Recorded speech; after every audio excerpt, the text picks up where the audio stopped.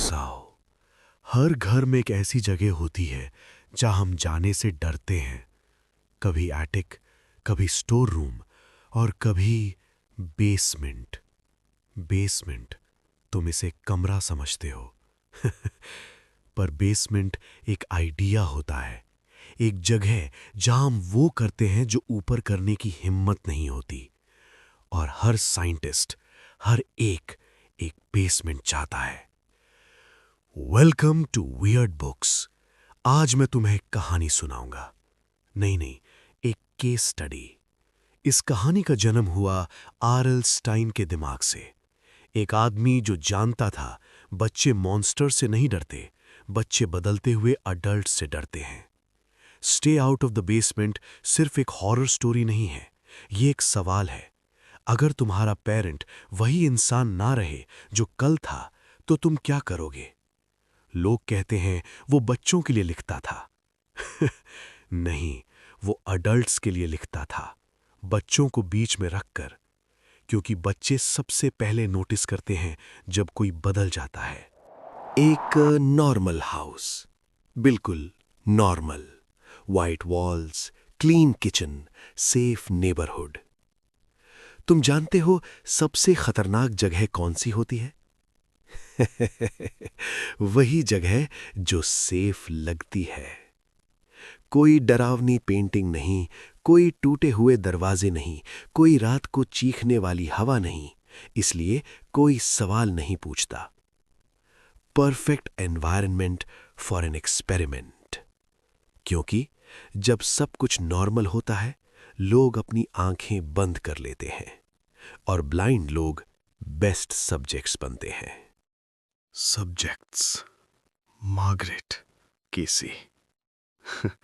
बच्चे हमेशा पहले नोटिस करते हैं, पर कोई उनकी बात नहीं सुनता। और एक रिसर्चर, उनका फादर, साइंटिस्ट। और जब कोई साइंटिस्ट पेरेंट बन जाता है, तो पेरेंट थोड़ा कम और एक्सपेरिमेंट थोड़ा ज्यादा होता है। बेसमेंट में मत जाना, सिंपल रूल, पर हैवी। रूल्स सेफ्टी के लिए नहीं होते, रूल्स क्यूरियोसिटी के लिए होते हैं। मना करना मतलब दिमाग में दरवाजा बनाना, और हर दरवाजा किसी ना किसी दिन खुलता है। क्यूरियोसिटी सबसे ज्यादा एडिक्टिव केमिकल होता है। फादर का बिहेवियर चेंज होता है, स्लोली, नॉट सडनली। गुस्सा बिना वजह, टच ठंडा, और फिर आंखों में फोकस। जैसे वो बच्चों को नहीं देख रहा, जैसे वो मेजर कर रहा हो। हाँ, बेसमेंट में प्लांट्स थे। नॉर्मल प्लांट्स नहीं, गार्डन वाले नहीं, enhanced growth rate, adaptive response, cellular intelligence. तुम अभी भी नहीं समझ रहे? प्लांट्स सिर्फ ग्रो नहीं कर रहे थे, वो सुन रहे थे, वो महसूस कर रहे थे, और फिर इमिटेट। इमिटेशन मतलब कॉपी नहीं होता। इमिटेशन मतलब सीखना।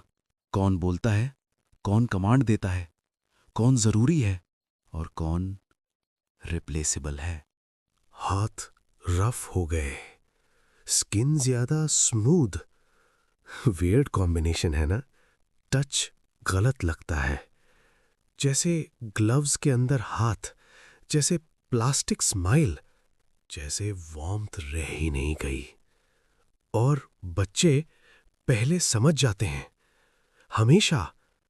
क्योंकि वो फादर नहीं था, वो वर्जन था। Better control, less emotion, no hesitation. Emotion तो इनएफिशिएंसी होती है ना? असली फादर बेसमेंट में बंद था, वीक, कंफ्यूज्ड, ह्यूमन। और ऊपर जो चल रहा था वो इम्प्रूवमेंट था। तुम इसे मॉन्स्टर कहते हो। मॉन्स्टर फेलियर होता है, मैं इसे सल्यूशन कहता हूं। बच्चों का डर घोस्ट्स नहीं होते, उनका डर होता है अगर मम्मी पापा सेम ना रहे तो, अगर वो हक करें पर महसूस ना हो, अगर वो देखें पर समझे नहीं, तब बच्चा जान जाता है कुछ मर चुका है। साइंस को सवाल पूछना चाहिए, should we, why, at what cost. पर जब साइंस सिर्फ पूछती है कैन वी, तब बेसमेंट बनता है। हर साइंटिस्ट का चेहरा सेम, आवाज सेम, यादें सेम, पर एम्पथी नहीं। तो क्या वो इंसान है या सिर्फ सक्सेसफुल कॉपी? बच्चे बच जाते हैं, फादर वापस आ जाता है, शायद। पर कौन सा फादर? ओरिजिनल या फाइनल वर्जन? मैं वार्निंग देने नहीं आया था। वार्निंग कमजोर लोग देते हैं, मैं सिर्फ सच बता रहा हूं। अगर कोई कहे stay out of the basement, तो समझ लेना एक्सपेरिमेंट सक्सेसफुल हो चुका है। और यही है इस कहानी का दी एंड। अरे अरे, रुको, मैं कुछ भूल तो नहीं रहा? मुझे याद नहीं आ रहा, रुको जरा सोचने दो।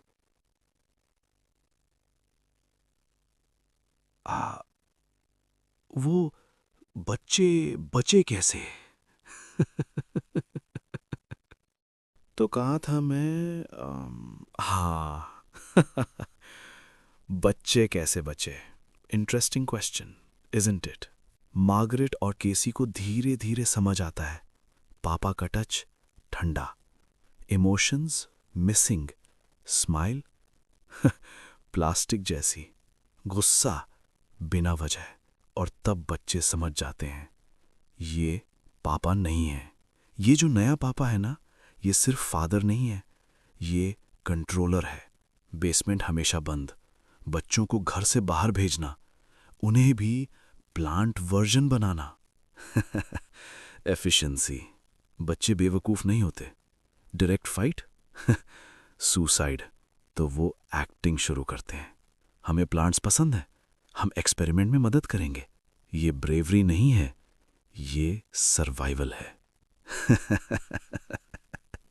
बेसमेंट के अंदर असली फादर बंद, वीक, ऑलमोस्ट डेड। प्लांट्स ने उसकी कॉपी बना ली थी। आज या कभी नहीं। मैं परफेक्ट हूं, मैं बेटर हूं, मैं सब कंट्रोल करता हूं। Classic mistake. बेसमेंट का कंट्रोल स्लिप हो जाता है, असली फादर ऊपर आता है, बच्चे बच जाते हैं शायद।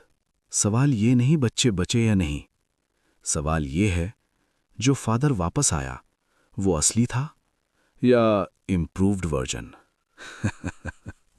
और हाँ, अगर ये स्टोरी तुम्हारे दिमाग में घुस रही है ना, लाइक और सब्सक्राइब करना मत भूलना। बस बेसमेंट से दूर रहना। मुझे पता है तुम क्या सोच रहे हो। तुम्हें लगता है बच्चे बहादुर थे। नहीं, वो सिर्फ समझदार थे।